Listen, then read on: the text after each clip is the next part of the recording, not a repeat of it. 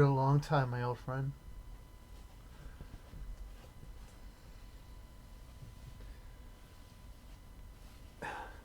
That feels so right.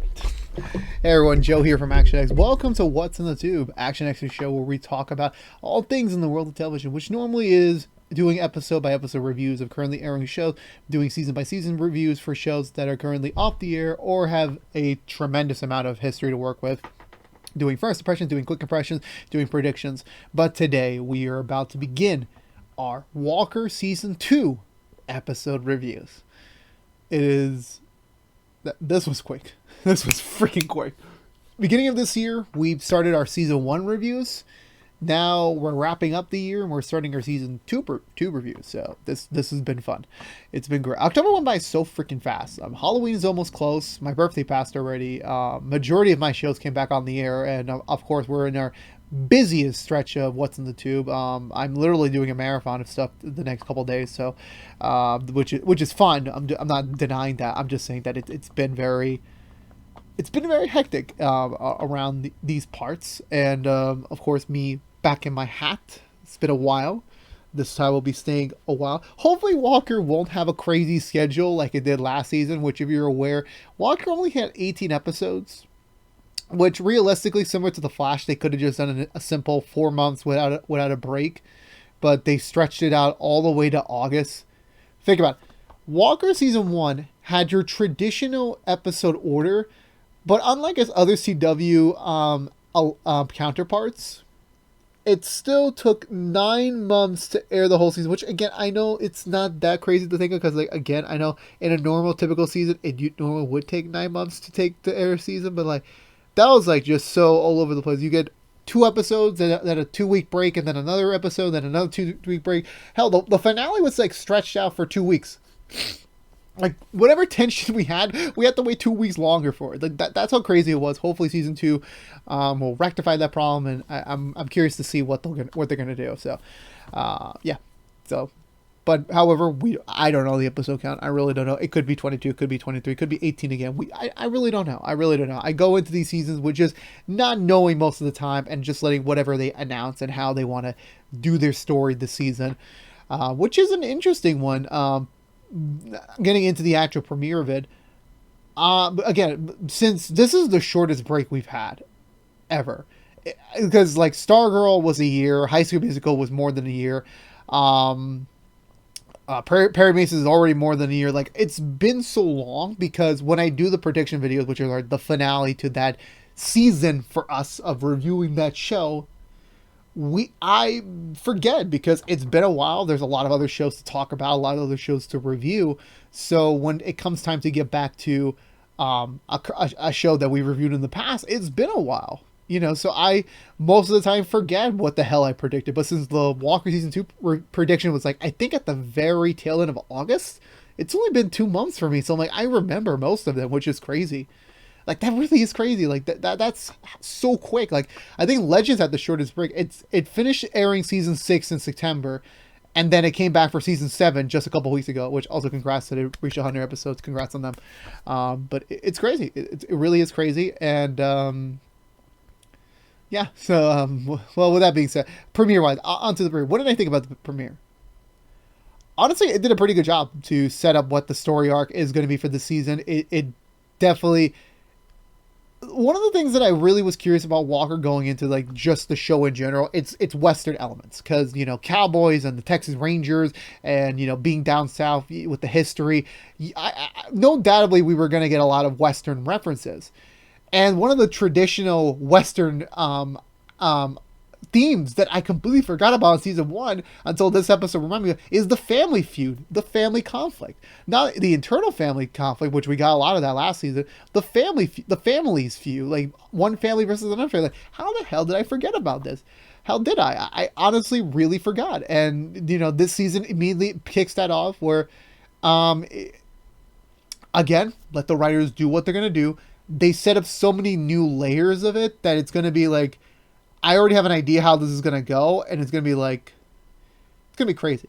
It really is. I really can't wait to see what they're going to write out with this season, and what they're going to do with this family conflict. Because, again, like, flashback wise, we have a lot to explore. Like, all the Emily stuff is done. Like we are not. Hopefully we will see Emily again, but more in like a nicer version, like in a. We're looking back in the context of like her death has been fully avenged and figured out. That whenever we look back on her memories, we just look at them with very kind eyes, and that we're not looming about like her death in a negative way anymore. So I hope we get to see her again, but like it was time to like we need to explore some other things because there's a lot about the family we don't know. There's a lot about Cordell's life we don't know about the grandpappy, the grandpa and the grandma's past life. And this season seems like they're gonna give us that a new side of the story, a new aspect we haven't seen before. And I'm very excited, and I can't wait to see what that's going to go. But so the premiere overall did a really good job. It jumped us back in the world seamlessly. It still felt like this is a new story. This definitely felt like in all aspects a brand new story. And at the same time, it continues the world, which being only 2 months off, it like literally, for me, I just slide back in. Like it's like I waited 2 months for a new episode, which literally that's what it felt like. For me at least, because the time goes by so weird nowadays that that's the thing. Hell, I think we got a No Way Home trailer out of the way, so I'm like, hey, let's do it again. Anyway, let's go through the Butcher recap. I talked about long. Let's go through the Butcher recap and talk about the premiere for season 2 of Walker. So we begin with a recap, obviously season 1. So even though technically season 1 was like only wrapped up a couple months ago, just in case. We begin 3 months later, flat jump. We cut 3 months later. So we basically like a traditional television show. We skip the summer, or the summer's like literally concise in an episode. Like we don't, whatever happened in the summer, peacetime. Nothing really of majorly important happens. Anything that does happen is just referenced or mentioned in passing. We don't really get to see it that much. I alluded to the Ted Mosby season 8 summer line where it's like no good stories happen that summer, which I'm like that probably is the case. Like for some reason, like they should really make more of that as a joke in TV shows, that nothing fun, nothing interesting happens during the summer. Like, isn't that weird? Like, it's like the summer, they're like, okay, no villains want to attack, no bad people are gonna like do something shady. Everyone just waits. Let's start in the fall. It's getting chilly. That's when we're gonna start like affecting everyone's mood. Like, let's do it then. So we cut to 3 months later. We see Walker in the field running, and I'm like, oh great, what has Walker gotten himself into this time? But no, he's actually in a little bit of a race with his brother Liam, who is fully recovered from his accident. Well, I think he's always been recovered, but I think just fully, now back up to his old peak, I guess. And Trey. So the 3 bromigos, 2 brothers and a friend, and it seems like they developed a tight bond this summer. As many of you know, last season ended with the cliffhanger: is Mickey gonna be going undercover? Which she does. I mean, I ended the season 2 prediction thinking that Mickey was going to take a couple of episodes to decide if she wanted to go, but nope, she's been 3 months. She immediately said, I'm going to do it. I'm going to get in there, and, make the connections, figure that out. And Trey sadly has been feeling the side effects of having your loved one go undercover, since that means very less frequent communication time. That means like not knowing what they're doing on end. And, obviously when they slip into the undercover role, it's a persona, meaning that what they're doing is not going to reflect on themselves. They were just pretending to be another person. But Trey's been putting a lot more on his plate lately to get his mind off it, which makes sense since, he and Mickey moved in together. It seemed like they were kind of getting in line to like spend the rest of their lives together. And now that she's gone, it's not a breakup, but it's still like we're not seeing each other that much anymore. And, he's starting to feel the backlash of it. But the boys have decided to like take him in a little bit, like kind of form this like brotherhood, whatever you want to call it, to kind of also keep his mind off things. And they're developing pretty well. They're doing pretty well. From what I'm seeing, I don't know. Like hopefully we'll get some fun stories out of their times together. We transition back to the Walker house. It's breakfast time. Kids are going to school. The actual adults are going to work, and the real adults are just going to stay around the barn as always.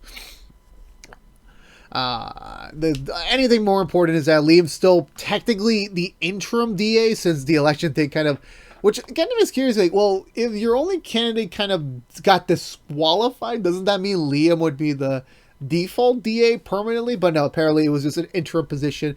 They're going to figure out later soon if he's going to fill that position completely or if they're going to do a whole nother election. Which I'm like, God damn, like this never ends.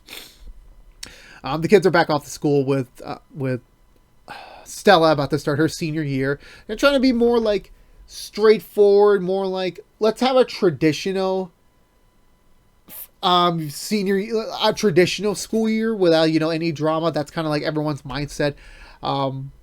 Walker is asked upon by his parents to kind of ask about Mickey and how she's doing since Trey's not doing so well secretly. So it just meant to comfort him and like kind of make him hope that like, yeah, everything's fine, she's gonna be good, don't worry about it. So hopefully that will be the case, but again, we don't know.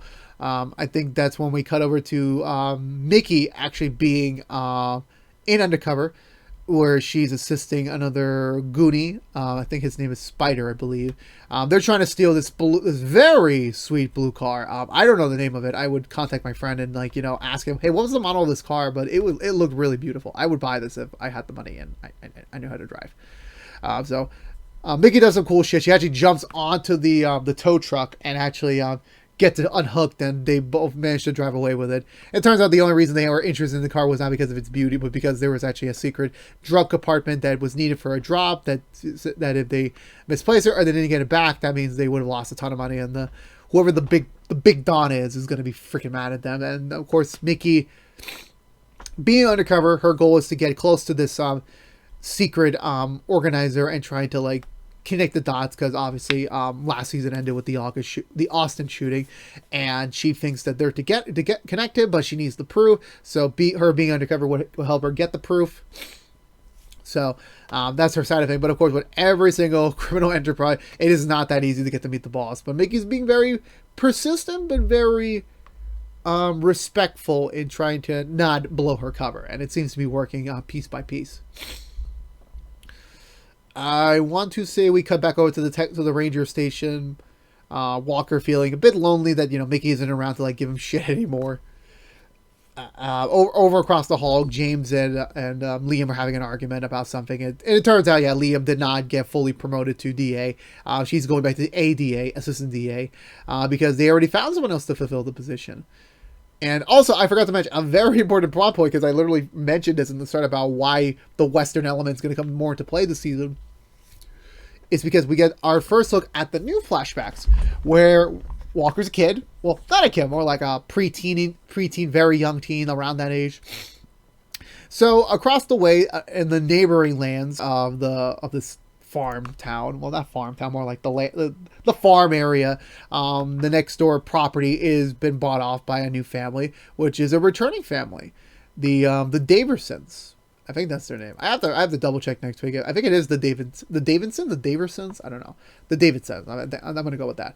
But a long time ago, Walker had a sort of a thing with the youngest of the Davidsons around his age, and it seems like they were in a secret relationship. I'm not sure. Of course, the parents probably didn't approve of it, but however, more to play here.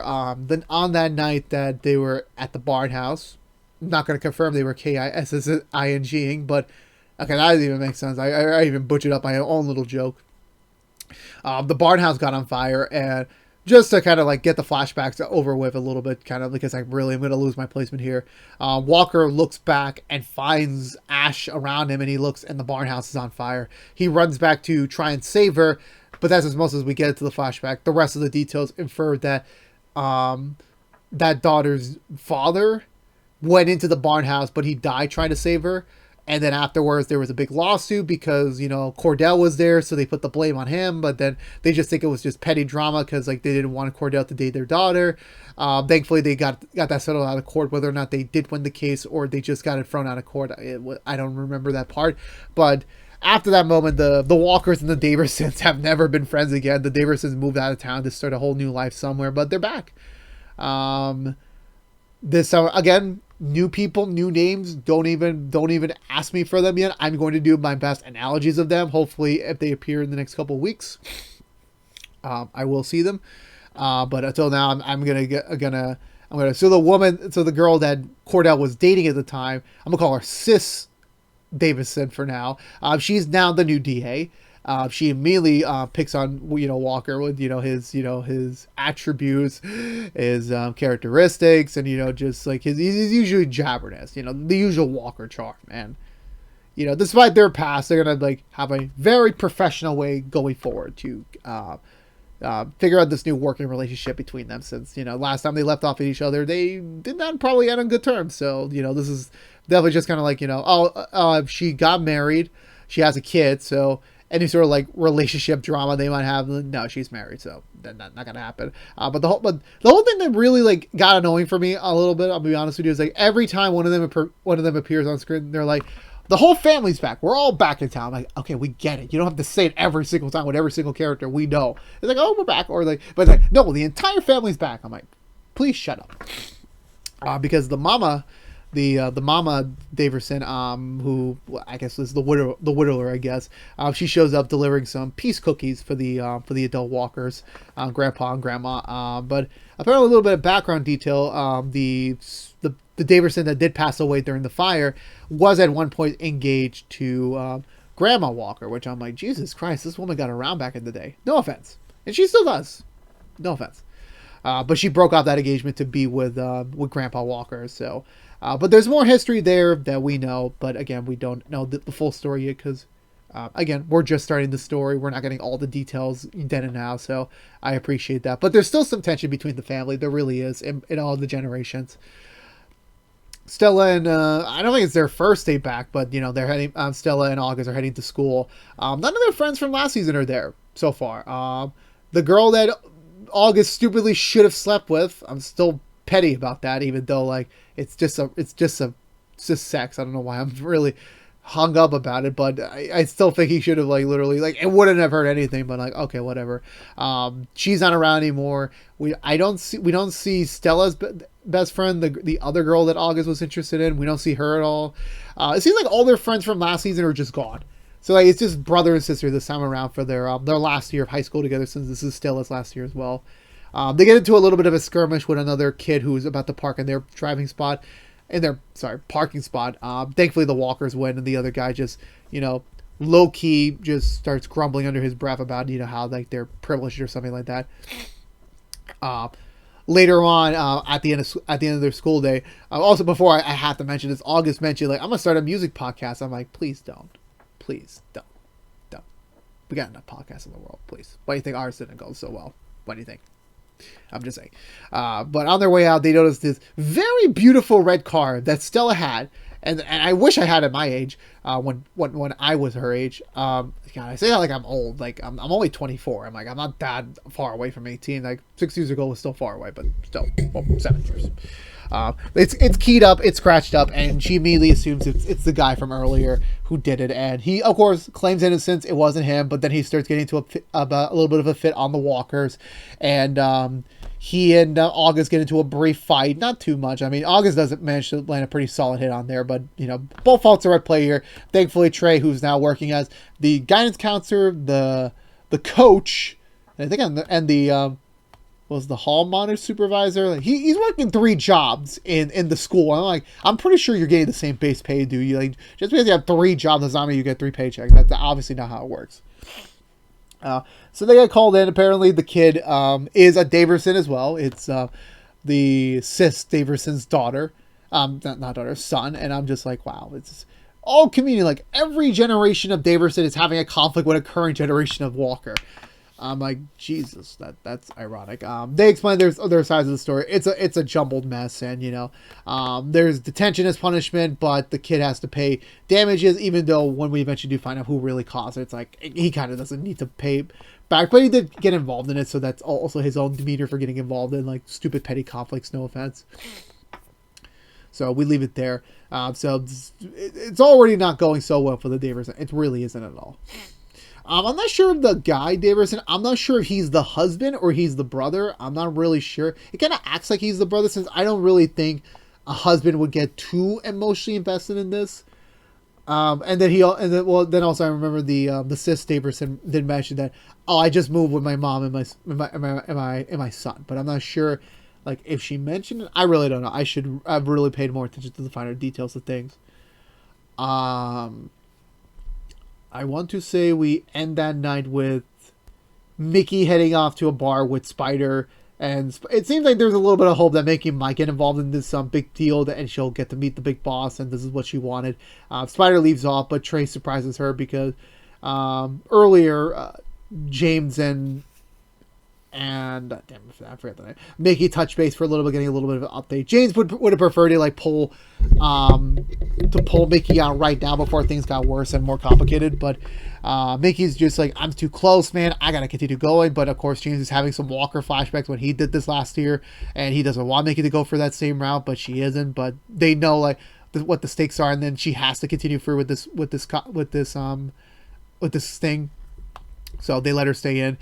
Trey gets word of where she is, and he manages to meet up with her. And of course, even though that she's still undercover, she can't break it. Even though like the guy left her, she has to stay in cover just in case if someone's watching her.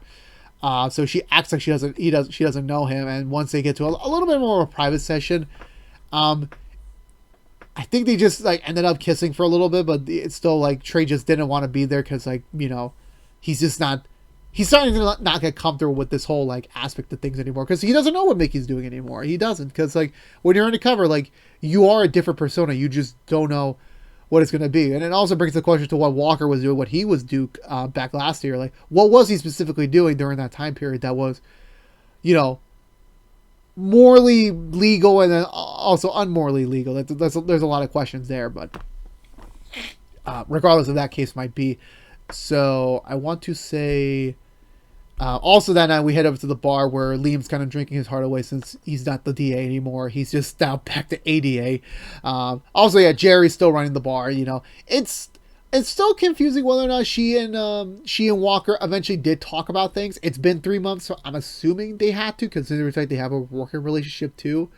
But they don't hint at it at all. They just have that one common interaction, and then after that they kind of just don't see each other for the rest of the episode. So we're not getting quite clear hints about it yet, so that's a little bit concerning in my opinion. But Walker shows up just in time to kind of like try and pull Liam out of going to a drinking fest and just trying to like encourage him that like this is not the end of the world, like you're still maybe someday. I don't know how the conversation go, but it was meant to be a pep talk. But sad to say, worst timing in the world. The Daversons come in immediately trying to start to pick a fight with the Walkers because of what happened today at the school and just in general with their history. It just explodes up, and Liam makes things worse by actually punching him in the face. And it's just like, damn, all the Walker men are getting into some action today. That's just funny.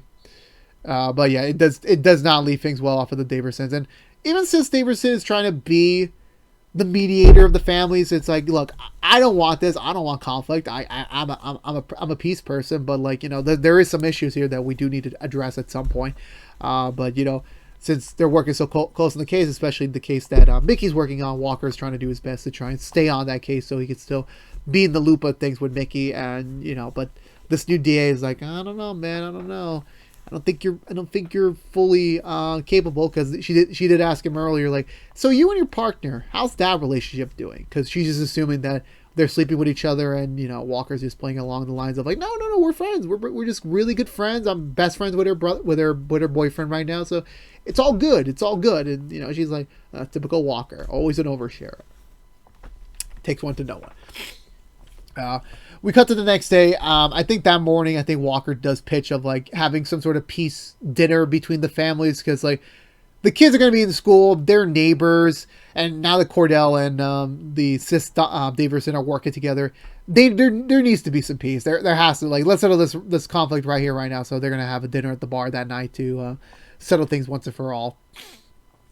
So that's what they're gonna try to do. Will it actually probably happen? Probably not.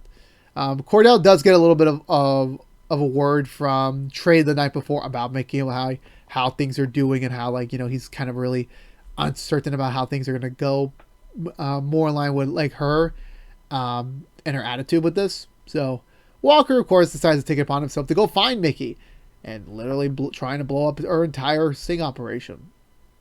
When will you learn, Walker? When will you learn? I've dealt with you not even for a full year. I'm already tired of your BS. I don't know how everyone else feels. I want to say there is this. We don't get there. We don't get to the truth seed. Yeah. Also, yeah. I forgot. We do get a mention back to the camera thing because obviously we know there's like someone secretly watching the walkers and somehow getting cameras in their house like unnoticedly. So that's still very creepy. Who is behind the other end of things? But obviously they're not gonna develop to all aspects. But this was like the right tease. Like, hey, we're still there. This plot point's still there. But we're not going to pull on it too much here. We're going to build a suspense. We're going to let things naturally progress before they start to figure out there's a bug in our house. But then later on in the day, I think Liam heads over to the office and he finds out that he's being taken off the case along with his brother because she doesn't think they're emotionally responsible to be involved this close on the case because of their very close experience with this matter. So she decides to pull them off. But then Liam just thinks like, oh, it's because I punched your brother last night, and that's why you're pulling us off because you don't think we have our temper straight. That sort of thing. That's what he's trying to write it off. It could be the case there. I really don't know. Everyone has their own reasons for these things. Cordell does find Mickey in a very not that bad looking apartment, all the way in Delrose, and of course Mickey is obviously pissed because like Cordell went after her, and also this is the first time Cordell seen of her and mom, so it's like it's good to be back on the routine. It's good to be back. So Cordell's there to kind of like just prove to her, yeah, your cover's been blown. They're coming to kill you off. We need to get you out of here right now. Like, right now we gotta go. Mickey's not buying it. She still thinks she's still too close to things to like, pull out right now. And if she stays a little bit longer, they could figure out what's going on here. But they start to see someone come up the block and they assume that's someone to kill them. So they get in position and it turns out it's supposed to be some other dude that from last season that I forgot about apparently, because the way they mentioned the names, like I think this was supposed to be a big payoff moment, but like I don't remember this character at all. But I guess they knew of him back then, but now he's a ranger, so which kind of like, and also Walker had that moment of stupidity, like how did I not know about this? It's like we had a barbecue, you were there. I'm just like, damn, how do you forget about a barbecue in his honor? Damn. I'm actually being surprised there. I'm not actually trying to like make a joke. I'm actually really surprised at that moment. Like Walker cannot be that dumb or ignorant. I don't know what the right word is in that case. But yeah, there is someone up the block. There is someone similar, and Mickey's still trying to make the play of like, let me try and get involved. Let me still play my part. I could still get in close with them. You just gotta let me go. Walker's is like, nope, we're pulling you out right now. This thing is over. We need to pull out now. But before they're able to do that, they call over to the DA's office for legality things about the case, just to make sure what's the in and out, the proper, when this does go to trial, how do we make sure everything's fine to be used against evidence. And they were very clear, not to break the chain of command, not to break her cover too early. She just pretends that she's just getting away from them, and that the actual Rangers did manage to actually catch him. So just to leave her open-ended there. I'm trying to remember what else we have. Yeah, so the dinner didn't happen that night because Walker was still busy on the case. So Grandpa Walker went ahead and like, you know what? Just give them drinks on our tab, food on our tab. Don't worry about it. Let them enjoy themselves, which is very unfortunate. Definitely not going to make things very easier down the line. To be honest with you, I think it was either that moment or the next. I think it was the next day. Stella comes in to Trey for some advice since he is the guidance counselor now. And, Stella's feeling a little bit overwhelmed since it is senior year. A lot of other kids are currently knowing what their job plans are after they graduate, what the career path's going to be for them, what school's going to be like for them. And Stella's still figuring that out. She's struggling a lot to try and figure out what does she want to do.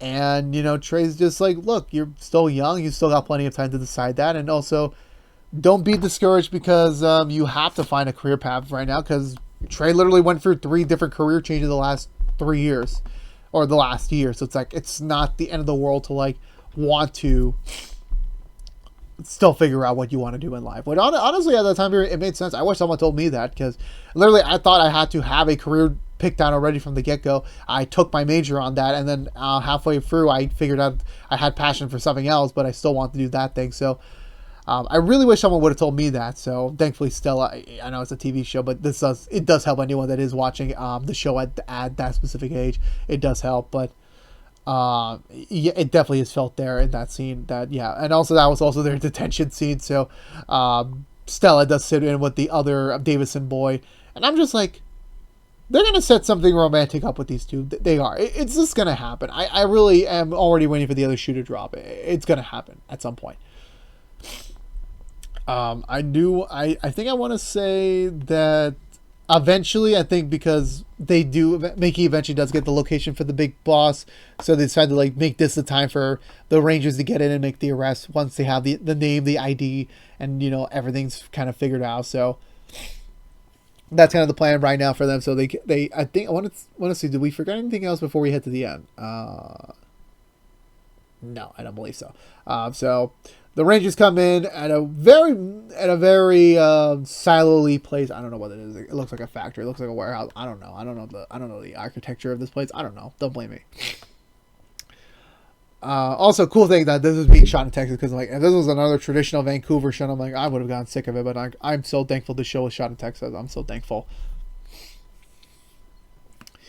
But Mickey's ready to come in and like presumably to just make the ID, and then going from there to make the arrest.